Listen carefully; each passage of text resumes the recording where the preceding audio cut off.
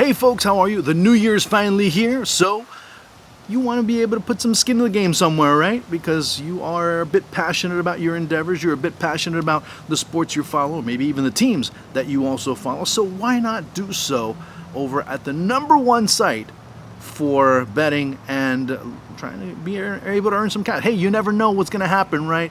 Luck is always a very fickle one when it comes to the world of sports. So why not go to One Win?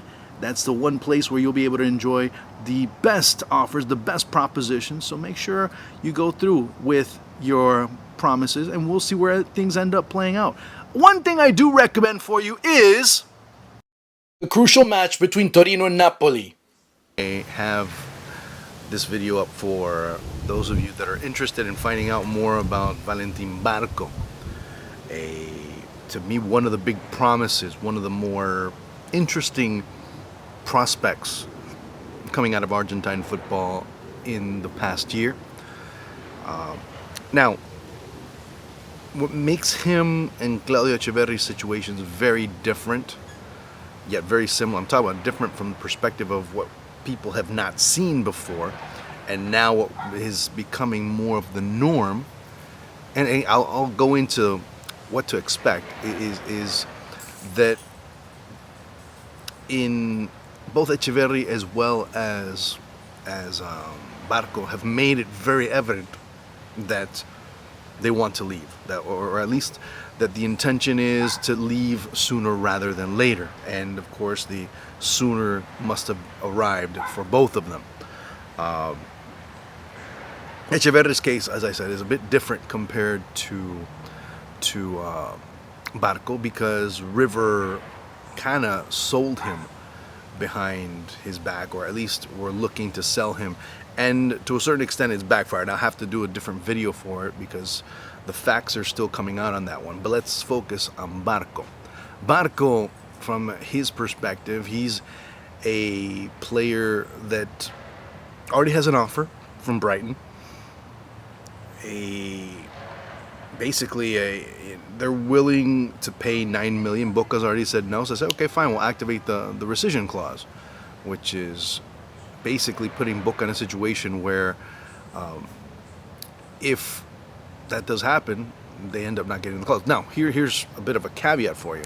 Barco is wants to leave, but wants to leave Boca some money. Keep in mind, and in the future, if you watch these videos, you'll see a lot of, you'll hear me say that a lot of times. The players want to leave the club's money because there is a very interesting facet there, because the players understand, the players as well as their families understand what the clubs have been able to do in order to have these youngsters flourish and be put in the situations, the very privileged situations that they're in. I mean, let's you know, once you start looking at it from that perspective, then you end up saying, okay, well, yeah, that ends up making things a little bit more understandable from the perspective of the club. Well, you know, we invested money in bringing you to the club, in housing you, lodging you, in giving you an education, in feeding you, or nourishing you, I guess would be the better term, in training, coaching, and developing you. And then the money that we've invested in all of that ends up going by the wayside because nothing comes in return when you indeed end up being sold to a European club, a Brazilian club, Mexico, Major League Soccer, whatever the case may, you know, Asia, wherever it may end up being. You know, it ends up being an investment for the club that maybe, and more often than not, the ROI ends up being very little. So whenever they have a chance to sell a player or have a chance to be able to get some money back from the player, it ends up being quite valuable for them because they can reinvest it and start looking to invest in the next batch of players that are coming down the pipe. So again, look at it from that perspective as well. Brighton, like I said, offered a $9 million for initially. They offered $9 million for Barco. Boca said no. The clause is for 10. Brighton said okay. But if that gets then Boca's money ends up not going in. And if they wait longer, if if Boca, if Boca says no, then Barco can wait 6 months when he basically can leave on a free transfer, and that leaves Boca no money. So it puts Boca between a rock and a hard place in terms of negotiating and saying, you know what, he's got to leave.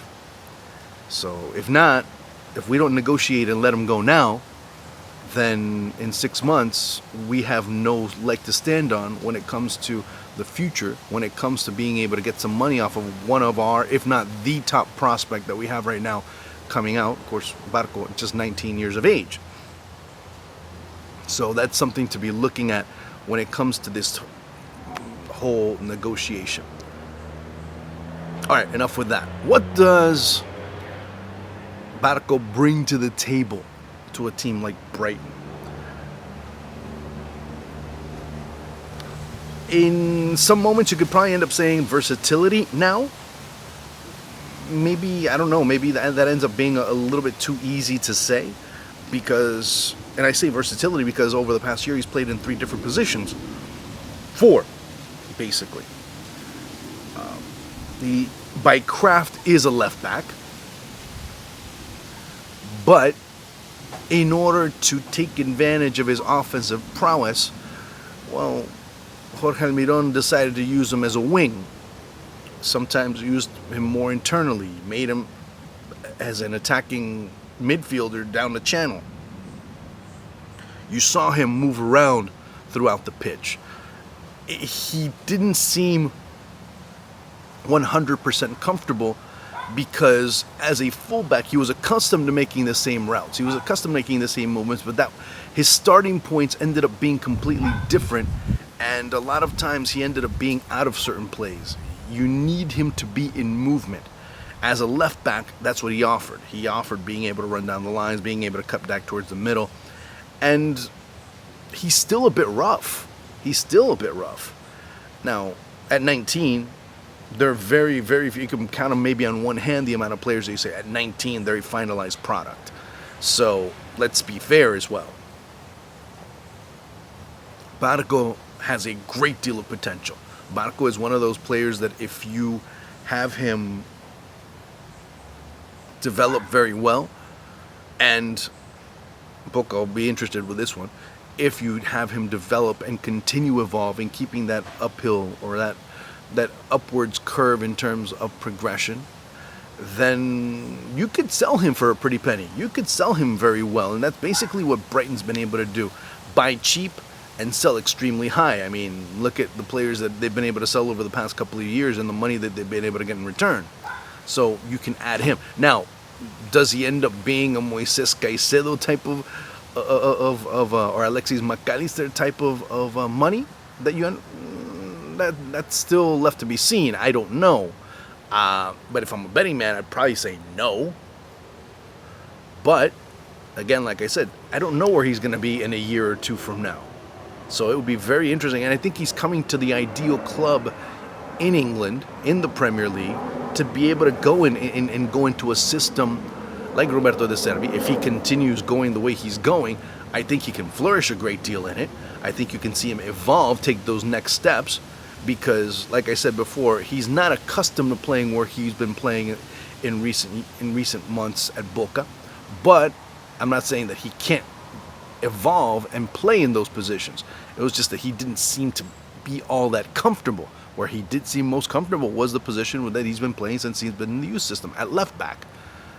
And we know how that position, first and foremost, is one that's going to be kind of lacking. Now, is it going to be enough for him to be able to overtake Pervis Estupiñán if Estupiñán remains over Brighton? That's another issue. But I could see him further down the left. Have to see where he ends up developing, like I said. But he does offer pace. He is very gifted technically. He's a player that's not afraid. He's fearless. And that's one thing, the intangible that you see in him that ends up being so vital is that fearlessness that he has. That, mind you, when he was 16, 17 years of age, even 18, when he was now 17, 18, when he was with Boca's first team, there were times that the games were getting very complicated, and he'd say, "Give me the ball." So that tells you a great deal about him. I mean, I can go into the tactical aspect of it as well, but I want to let you know exactly where he stands in terms of his personality, of what he has between the ears. At times, yeah, he can lose his head and maybe want to do too much. And then again, when have you seen a young player not want to do too much? That's something that might be scaled down a bit. But if that mentality, if that mindset continues with him, he can be pretty successful. Okay? He's going to have to bulk up. He has to bulk up. He still is, even for Argentine football, he still seems a bit frail. But like I said, even if you're frail, even if you have a smaller frame, that doesn't mean that your mentality, he gets hit pretty hard. He's been hit pretty hard on frequent occasions, and that has led to him getting back up and continuing. So once you see that in a player, that tells you a great deal about them. And I think Brighton are getting a wonderful, unpolished gem that if they can really make him grow, that if they really help him to go into the next phase of his career, he can be quite an important contributor to them in the short to middle term.